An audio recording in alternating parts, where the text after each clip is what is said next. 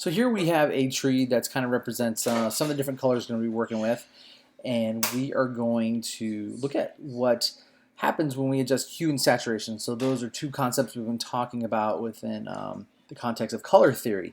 So the first thing we're going to look at is the hue. So we're going to use our keyboard shortcut Command U. It's going to bring up our hue and saturation dialog box here.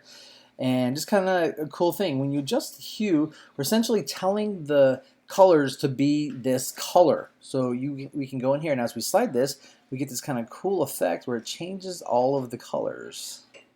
So I'll go back and forth a little bit here, and you go really fast. It looks a little bit like an animated GIF when we do this, or GIF, however you'd like to say it. I say GIF. So we set that back to 0, back to the beginning point. So let's see what happens when we adjust our saturation. When we actually remove the saturation, we end up with a black and white image. In this case, we have gray tones. And if we add saturation, so the others come in, you'll see that they become really overpowering. And of course, on this one, I think right around the 0 is going to be the best fit for that. So those are the two things that happens when we actually mess with the hue and saturation.